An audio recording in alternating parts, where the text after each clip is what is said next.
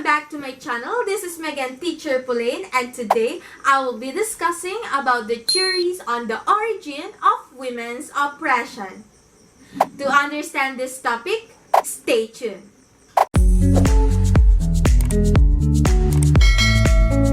Hey guys, thank you for visiting this channel. Again, our topic is all about the theories on the origin of women's oppression. The division of labor between men and women is not in itself an unequal or oppressive arrangement and only seems inevitable due to the difference in biology. However, we should question at what point and why this division became a relationship of dominance and oppression. Why brave women with their superior bodies, which enable them to bear and to feed babies, become the underdog? It is important that we should define carefully what it is that women are naturally or biologically built for, giving birth to and suckling young. We must reject other attributes said to be naturally feminine, like the ability to care for babies, change their nappies, nurse them when they are sick, oversee their development and education, etc. These things men are just as capable of performing. However, many women are physically unwell or unable to labor during some of pregnancy, lactation, and during times of other menstrual problems. This vulnerability must have played a part in their subjection. Material basis of women's oppression and the reproduction of labor power. The basis of women's oppression lies in her vulnerability during pregnancy and childbirth. During some of this period, she is unable to work, except for the work of childbearing itself, and during much of it, she is able to work at partial strength only and feels both mentally and physically weaker. This varies from woman to woman and pregnancy to pregnancy, but is nevertheless universal to some degree. In a class society, this creates a major contradiction between classes. The capitalist class requires the next generation of workers and therefore needs women to perform this reproductive role, the so-called reproduction of labor power. However, at the same time, the very existence of the capitalist class depends on being able to extract profit out of working class men and women as workers. In the case of working class women, these two needs are incompatible, at times giving rise to a major contradiction. This vulnerability and this contradiction is resolved by different societies in different ways.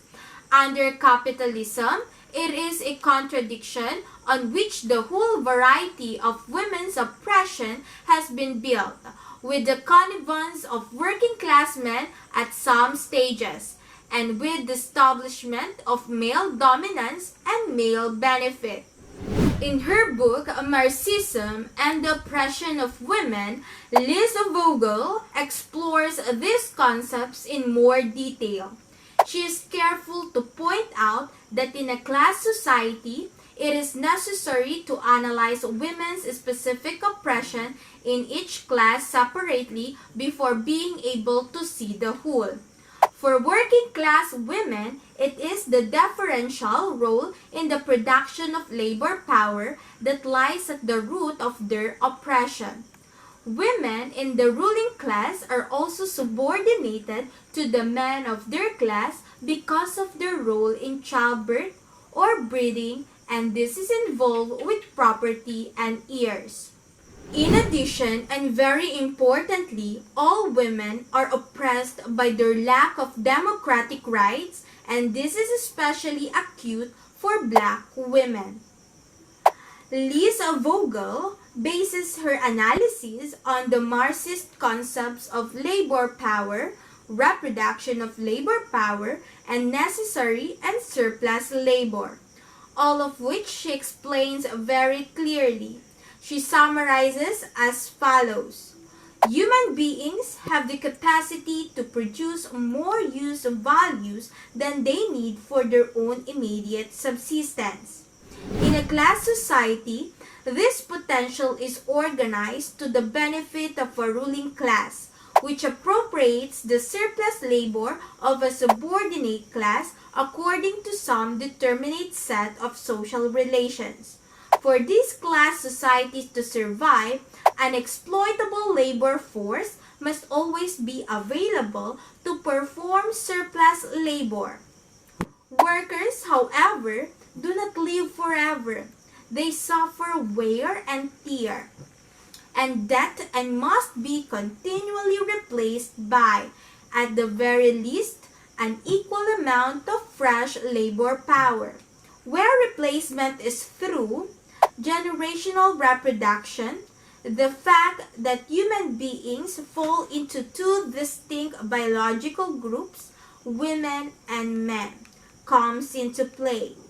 Women's somewhat diminished capacity to work during the childbearing period potentially creates a contradiction for the ruling class.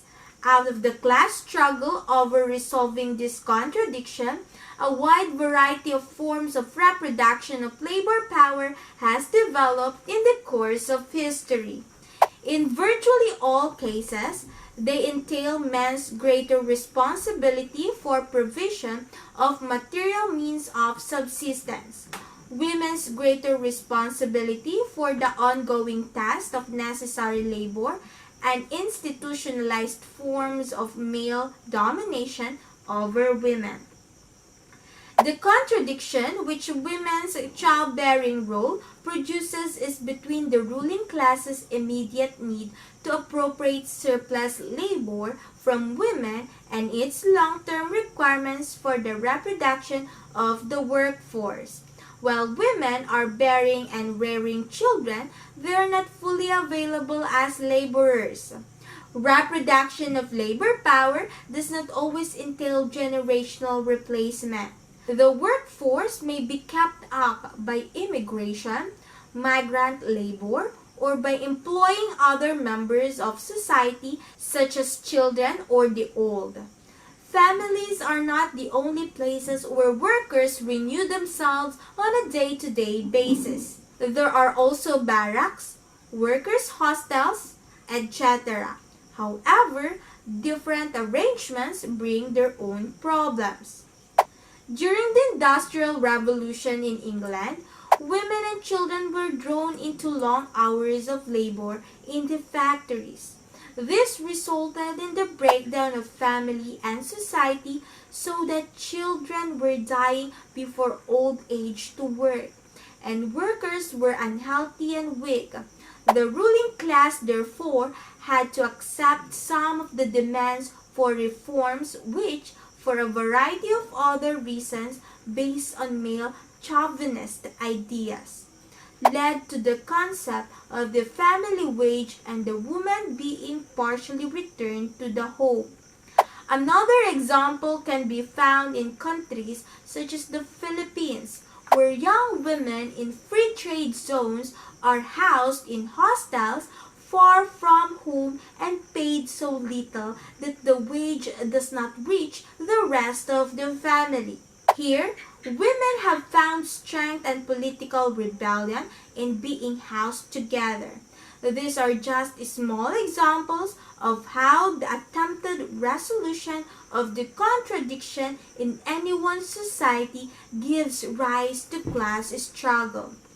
In Europe and many other parts of the world, the reproduction of labor power and the differential female and male role in this takes place in the variety of social structure known as the family.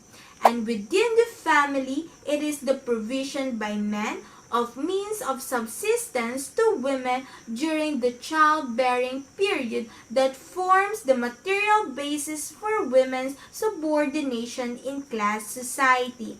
The division of labor does not necessarily constitute a source of oppression. But in class society, women's childbearing capacity creates contradictions from the point of view of the dominant classes' need to appropriate surplus labor. Although women in different classes have, in many respects, a shared experience of oppression, the difference lies in the lack of this contradiction for ruling class women. Their men are not after their wage labor.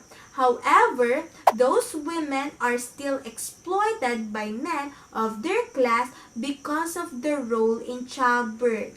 More acutely, because of the issue of property and family wealth. As we shall see later, they meet oppression in every aspect of their lives due to a lack of democratic rights. Thank you for listening. For more videos, don't forget to subscribe to my channel. Bye!